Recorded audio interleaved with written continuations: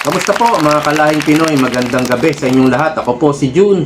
Maraming salamat po sa patuloy na pagsuporta ninyo at sa mga hindi pa po nagsusubscribe, mag-subscribe na po kayo at huwag kalilimutang i-press ang like button.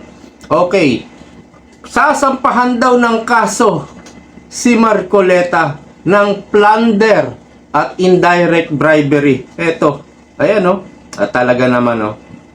Talagang uubusin po nila ang mga opposition senators. Ay, hindi pala. Tama, opposition. Majority pala sila ngayon. Pero opposition po sila. Yan po ay kapag hindi ka kumampi kay Bongbong Marcos, may kaso kang plunder. Kahit wala naman. Gagawan ka ng kaso. Yung mga hundreds of billions na kinurakot ng mga congressman, even umabot sa billion, walang kaso. Basta't sumunod ka lang sa mga gawain ng Malacanang, kumampi ka lang kay Marcos, wala kang kaso. Yung mga totoong nagnakaw, walang kaso. Pero yung hindi naman nagnakaw, sila yung kakasuhan. Ano ba report dito ng GMA? Ayan, Marcoleta is facing plunder and indirect bribery complaints at the Ombudsman for 75 million campaign donations. Doon lang po sa campaign donations. Wala pong maleta, walang flood control projects. Campaign donations. Para lang makasuhan si Senator Marcoleta. Kaya ano po sabi ni BP Sara? Pinagpapasa Diyos niya na lang. Kung mai-impeach siya, edi mai-impeach. Kung hindi na siya makakatakbo sa 2028 dahil sa impeachment, wala na tayong magagawa. Kung siya ay makakasuhan at maikukulong, ganon din po ang sabi niya. Wala siyang magagawa. Kaya pinagpapasa Diyos niya na lang itong impeachment. Ganon din ang sabi ni bagong Senate President Alan Cayetano. If God's will na pinwesto niya ako dito, at kung God's will na tatanggalin ako dito bilang Senate President, siya po ang masusunod. Si Lord ang masusunod. Binatikos pa nga yan. Binatikos pa yan ni Aling Claire. Ginawang pa ng jokes. Pero sa totoo lang, walang masama sa sinabi ni Senator Alan. Totoo naman eh. Kung minsan may mga bagay-bagay na kailangan na natin ipasa Diyos. If God's will, ginawang pa ng joke. Hindi lang natin ay, alam ko naman na napanood nyo na siguro. So ito pong mga ginagawa talaga ng gobyerno ni Marcos. Lahat po ng hindi sang-ayon, kumokontra, gugurgurin. Kagaya na lang po nitong tatlong kongresista na tumutol sa impeachment ni BP Sara, tinanggal sa kanilang posisyon sa Kamara. Yung iba po rito, Vice Chairperson ng Appropriation, tinanggal. Yung iba naman, Chairman sa Mindanao, sa committee, tinanggal. So basta ito, bumoto kasi ng no sa impeachment ni BP Sara, automatic tanggal po. So puro ganito po ang ginagawa ng gobyerno ni Marcos. Puro pamumulitika. Wala po talaga silang pake sa mga pangangailangan, kagustuhan ng taong bayan. Sabi nga ni Michael Jackson, di ba? They don't really care about us. All they wanna do is just they don't really care about us. Talagang walang pakialam itong si Bongbong Marcos sa bansa at sa mamamayang Pilipino. Kung ano yung ikabubuti ng mamamayang Pilipino, wala. Puro pambobola lang po. Kakaiba po yung mga sinasabi niya sa nangyayari sa ekonomiya natin at sinasabi niya. Kakaiba po yung mga datos. May mga ekonomista na nag-i-explain yan. Manood kayo sa channel ng SMNI. sa radyo ng SMNI. May mga ini-interview silang ekonomista. Salungat ang sinasabi ni Bongbong Marcos pagtungkol sa mga datos, sa mga indicators ng economics sa Pilipinas. Puro panloloko, panlilin lang, pagsisinungaling, no? Ito naman po si Chis Escudero, kakasuhan din po, or meron na palang inihain na kaso sa Ombudsman. Ombudsman orders Senator Chis Escudero to answer flood scandal allegation. So pinasasagot na si Senator Chis Escudero. Kung ano man ang kahinatnan nito, wala tayong magagawa. Wala po talaga, kahit sila walang magagawa. Basta umasa lang po sila sa judge. Kung ano man ang sabihin ng ihatol ng judge ng Sandigang Bayan sa kanila, kung labasan sila ng warrant, wala silang magagawa. Ang ikakaso tiyak sa kanila, plunder. Ang plunder po ay walang piyansa. Hindi po piyansable. Basta ang ididemanda sa'yo ay 50 million pataas, wala na pong piyansa yon dahil pasok yon sa plunder. At ito naman ang pinalalabas ng mga minority senators, no? Ito si Gatchalian. Ang lumalabas ngayon sa Senado ay drama, memes, mga katatawanan o nakakatawang video. Kaya ang unang dapat nating gawin ay ayusin ang dignidad. Ayan po ang kanilang propaganda at imahe ng Senado. Ang pinalalabas po nila noong si Senate President Cayetano na ang naging Senate President, na wala na daw ang dignidad. Nagkagulo lang po sa Senado dahil ginulo ng NBI at inutos siya ni Bongbong Marcos. Gumagawa ngayon sila ng kanilang naratibo. Ayan, wala nang dignidad ang Senado. Excuse. At ito naman ang sabi ni Lacson, ibangon natin ang Senado. Bakit? Ano ba nangyari? Ba't ibabangon? First and foremost, sa paningin ng ating mga kababayan. Noong si Soto at ikaw, Lacson, ang nasa posisyon, doon po nawalan ng dignidad ang Senado. Sa inyo nawalan.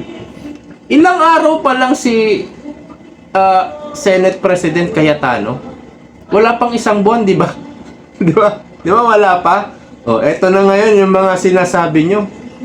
Kumbaga, ang Senado ay hindi na pinagkakatiwalaan. Yan yung pinapalabas nila.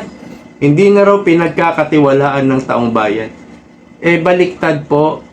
Sa inyo kami walang tiwala. Yan po ang totoo. Kahit pumunta ka ng Quiapo, Lacson, magtanong ka ng 100 tao doon sa Quiapo. Kung kanino sila pabor. Kay Soto, sa'yo, o kay Cayetano. Sabihin na natin sa magkapatid na Cayetano. 100 mga kababayan natin Pilipino sa Quiapo. Punta ka ron. Kung ano may sasagot nila. Hindi mo magagawa yan. Baka duraan ka pa dun eh. Ito nga yung sabi ni Cayetano sa DOJ. Cayetano to DOJ chief, you can't be the hero if you're the villain. Ito yung sinasabi niya kay bida-bida, no? Hindi ka pwedeng maging hero kung ikaw yung kontrabida. Simpleng sagot, ano? Pero sabi nga ni Sen Alan, kung ano yung God's will.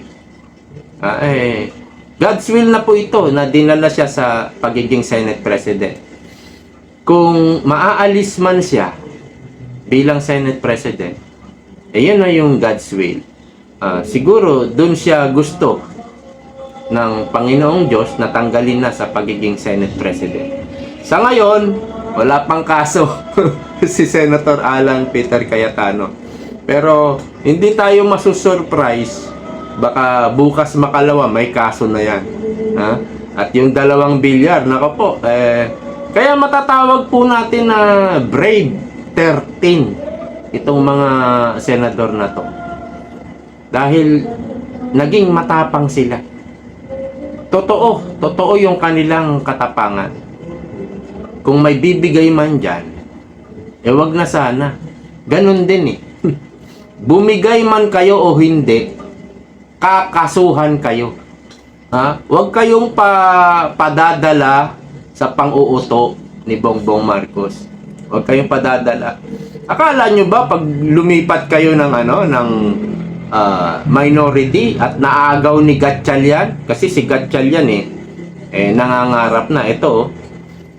Kung handa talaga.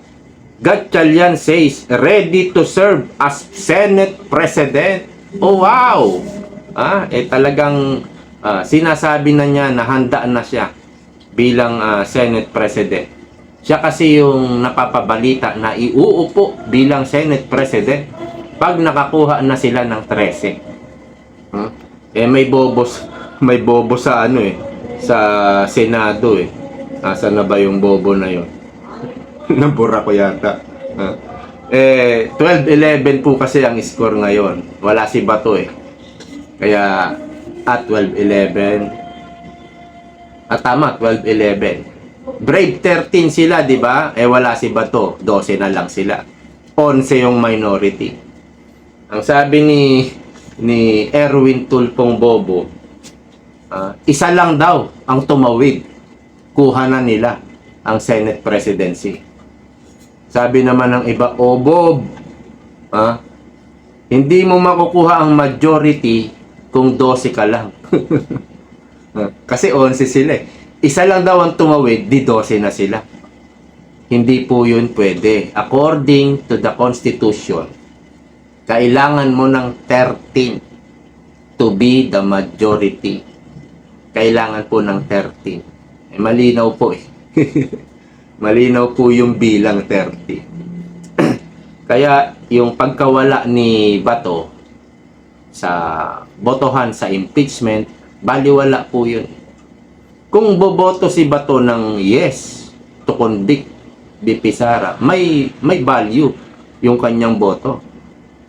Pero kung alam naman natin ang boto ni Bato, no. No. 'Di ba? Wala rin. Hindi rin makakadagdag po yan sa impeachment. Baliwala din po. Bumoto si Bato o hindi, baliwala din po. Ang kailangan kasi ng nila Soto to convict BP Sara, ang kailangan nilang boto, yes. Yes. Mawala man yung botong no, wala rin value. Hindi po ba? At dito naman po sa napabalitang US, China at Russia kakalabanin ang ICC. Ang masasabi ko lang po dyan, bilis-bilisan nyo. Napabalita po yan. At nung pumunta si Trump sa China, nakaharap si Xi Jinping, si Putin pumunta rin. Magtutulungan itong tatlong ito, US, China, Russia, para kalabanin ang ICC. Anong gagawin ng US, Russia? Anong gagawin nila para kalabanin ng ICC? Aba, pwedeng ipadukot ni Trump yung mga taga-ICC, mga boss dyan sa ICC. Kasi nagawa na ni Trump yan, di ba? Yung presidente ng Venezuela ba yun? Si Maduro, di ba? Nadukot niya yon. Meron na po siyang preba. Kumbaga, meron na siyang kakayahan na mandukot. Ang galing nung pandurukot ni Trump kay Maduro. Talagang mga bihasa, mga trained, parang Navy Seals. Parang Navy SEAL, yung mga kilos ng mga Navy, mga army ni Trump.